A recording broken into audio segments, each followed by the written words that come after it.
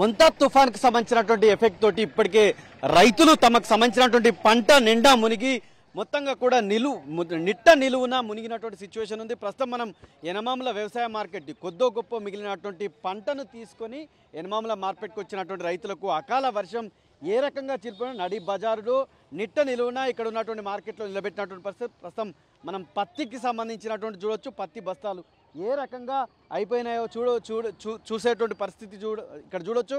అంటే పూర్తిగా ఇప్పటికే వర్షాలతోటి పత్తి అంతా ఆ పత్తి కాయల్లోనే మురిగిపోయింది. కొద్దో గొప్ప ఈ వర్షానికి వచ్చినటువంటి పంటకు కనీసం కూలైనా మిగులుతాయనేటువంటి ఆలోచనతో వీళ్ళు వచ్చారు. ఒకసారి ఈ పత్తిని చూడొచ్చు. ఇప్పటికే ఈ పంట అనేటువంటిది చెట్టు మీదనే ఈ రకమైనటువంటి సిచ్యువేషన్ పంటకుంటే కొద్దో గొప్ప ఇక్కడ ఉన్నటువంటి కూలీలను పెట్టి కనీసం కూలీలన్నా గిడతాయి అనేటువంటి ఆలోచనతో రైతులు వస్తే ఇప్పుడు ఈ వర్షం అనేటువంటిది నిట్ట నీళ్ళున ముంచినటువంటి సిచ్యువేషన్ ఉంది. యనమాముల వ్యవసాయ మార్కెట్లో ప్రతి రైతు ఇక్కడ ఉన్నటువంటి ఆందోళన చెందుతున్నటువంటి పరిస్థితి. కనీసం టార్పాలిన్లు ఇచ్చినా కూడా మిగిలినటువంటి పంటను కాపాడుకునేటువంటి అవకాశం ఉంటుందని చెప్తున్నారు. కొంతమంది రైతులు ఉన్నారు, ఒకసారి మాట్లాడే ప్రయత్నం చేద్దాం. రైతులు ఒకసారి పెద్ద మనిషి ఎక్కడి నుంచి వచ్చారు మీరు? నీరుకులయ్యా. ఏం వేసుకొచ్చినావు ఇప్పుడు? వర్షం కొట్టి మన పరిస్థితి తీసుకొచ్చినాం. పత్తి తీసుకొస్తే కూలీలకు ఒక్కొక్క కూలిదానికి 400 రూపాయలు ఇచ్చి ఏరిచ్చినాం. 400 రూపాయలు తీసుకొచ్చి ఏరిచ్చిన తర్వాత వరంగల్ ఖచ్చితంగా ఇది అమ్ముదాం అనుకుంటే ఏదన్నా ధర లేదు. ఆ ధర వచ్చేవరకు బానగొట్టి మొత్తం ఖరాబ్ అయింది పంట అంతా.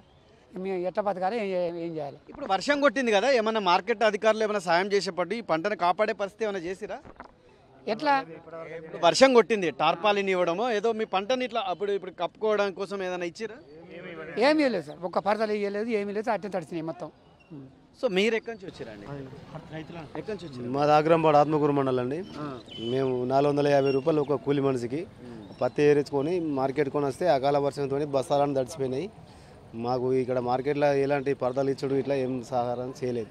ఇప్పటికే ఉన్నటువంటి పంటకే గిట్టుబాటు ఇచ్చేటువంటి సిచ్యువేషన్ లేదు. అంటే ఇప్పుడు ఈ పంట తడిసింది, మీ పరిస్థితి?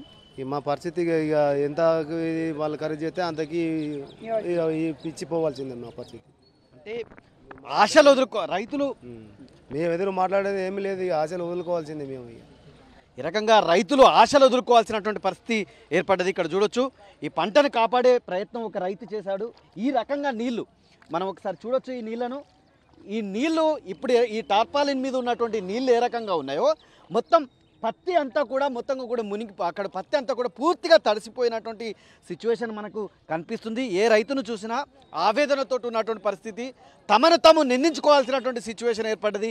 అకాల వర్షం ఇప్పటికే మొంతా తుఫాన్ అనేటువంటి ముంచేస్తే ఈ అకాల వర్షం అనేటువంటిది ఈ పత్తి మీద ఉన్నటువంటి నీళ్ళను ఒకసారి చూడొచ్చు. నీటి బిందులు మొత్తం కూడా ఏ రకంగా తడిసిపోయిందో మనం ఒకసారి ఈ పత్తిని చూడొచ్చు. పూర్తిగా మొత్తం ఈ పత్తిని ముట్టుకుంటే నీళ్ళే వస్తున్నటువంటి సిచ్యువేషన్ ఉంది. ఇప్పటికే రైతులకు రకరకాల కొర్రీలు చెప్పి వ్యాపారస్తులు ఈ పంటను కొనడానికి ఇబ్బంది చేస్తే ఇప్పుడు ఈ వర్షం అనేటువంటిది పూర్తిగా వీళ్ళందరినీ నిండా ముంచినటువంటి సిచ్యువేషన్ కనిపిస్తుంది.